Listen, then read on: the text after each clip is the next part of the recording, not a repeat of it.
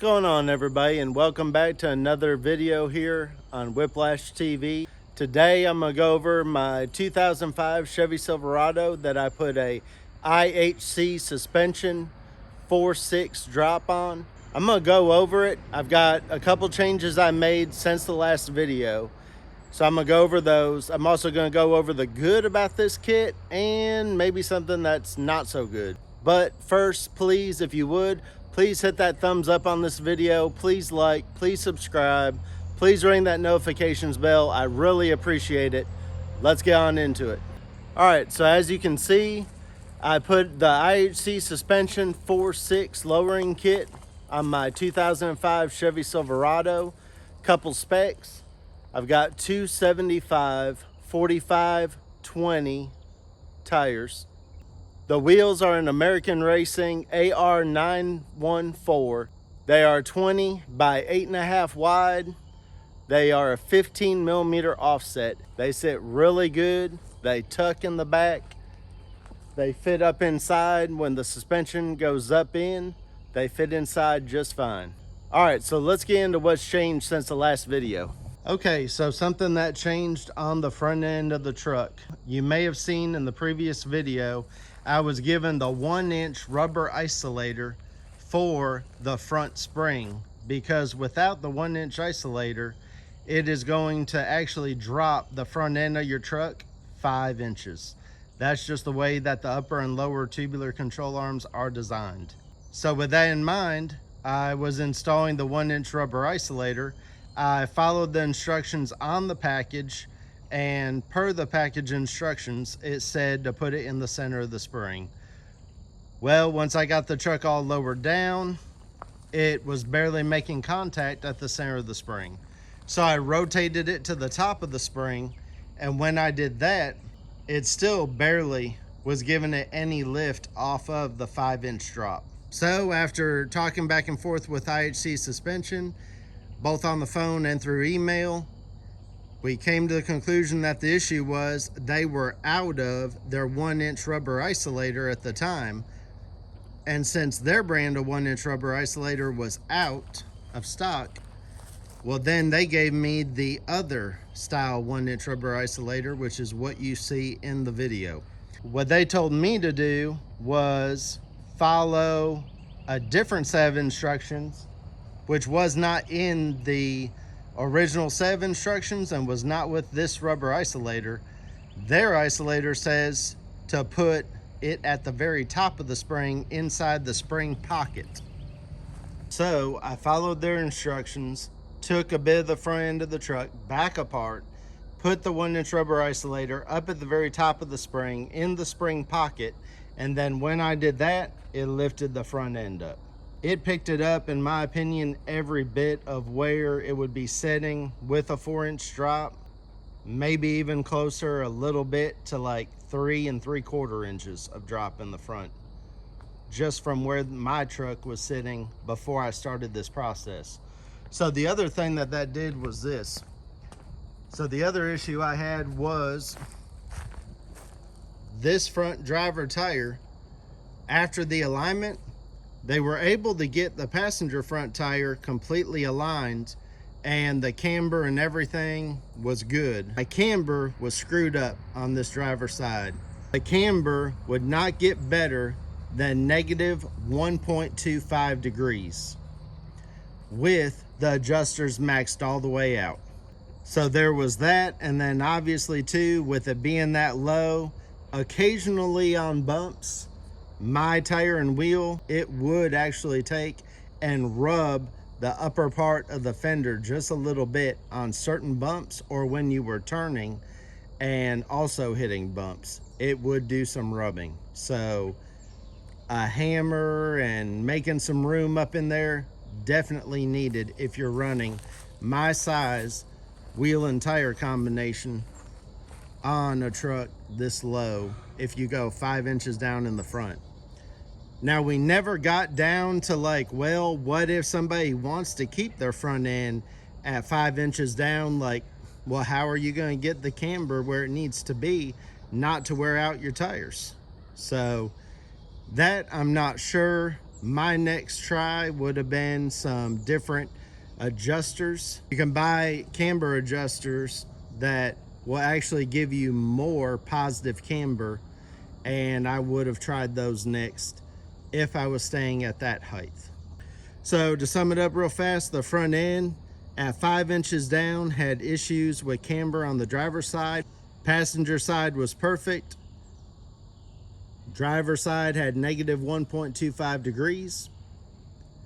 The 1-inch rubber isolator, that was an issue. Had to pull it back apart and fix that. So that's the front. So once the front end was completed and lifted back up, I then felt like the back end was too low. Once the back end got any sort of a load or kind of even people sitting in it, it's like the back end was lower than the front end by just a little bit. It wasn't like Cali leaning a whole bunch or anything like that, but that's not to my liking. I want it perfectly level or a little bit of a rake in the back, just like 1/2 inch to 1 inch. So what you see here now versus the last video is that I put stock shackles on the back end. I had the 2-inch lowering shackle that was in the 1-inch lowering position. So it was going to be about a 4.7 drop. But in my opinion, the way it's sitting right now is sitting just right. If I wanted to go lower, then I might need a little bit smaller tire in the front at least, just so that I would not be rubbing on those bumps and turns. With the way it sits right now, it's perfect. I have zero rub. Everything does just fine. And I still have that front sway bar out. So now we're gonna go around to the other side. I'll show y'all what this side looks like.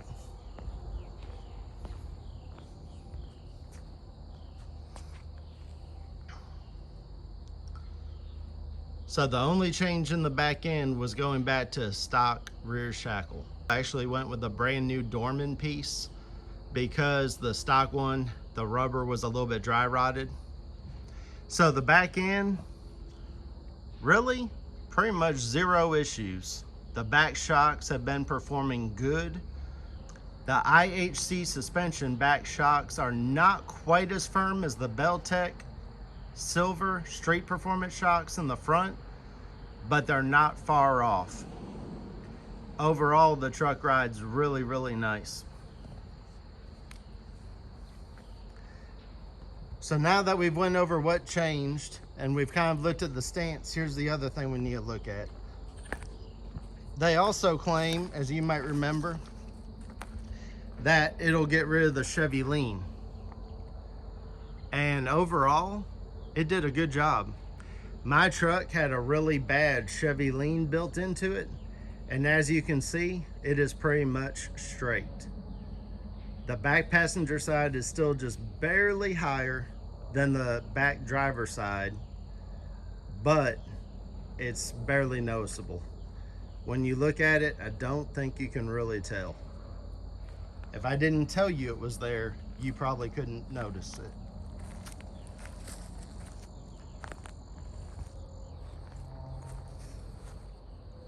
So overall, so far, it's actually been a really good kit. It went together well. If I knew about that 1-inch isolator issue on the front spring, that would have definitely saved some time and some trips back and forth to the alignment shop. So that was a bit of a bummer. I did all the work, so I was not out any labor. Whether or not I had a shop do it and somebody actually tried to push IHC to get some money from them to pay for it to be fixed, I don't know what would have happened there. So, you know, who knows? That might be something that a few of you viewers would run into. So I just thought I'd throw that out there. For me, it was just a matter of my time and I just got it done. I didn't push them for anything on that. But now we need to get to one bad thing so far. And I sent an email again to IHC. I got back with them, told them I got my camber right with the 1-inch rubber isolator up at the top like it needed to be, like they said. And one other issue that I've seen other people on other videos have as well is when you're greasing things up, the upper tubular control arm ball joint, for some reason, some people have issues getting the grease not into the grease zert, but to get the grease to go into the top of the ball joint and get past it down into the rubber boot section. I saw that this could be a problem, and since I saw that it might be a problem because other people had this issue, I went ahead and I tried to add grease to it with it off the truck. I couldn't get past the joint into the rubber boot. I've tried 2 times since I've had the suspension all on the truck. When I put it together, I tried moving it around and shooting grease into it, and I still couldn't get grease into it.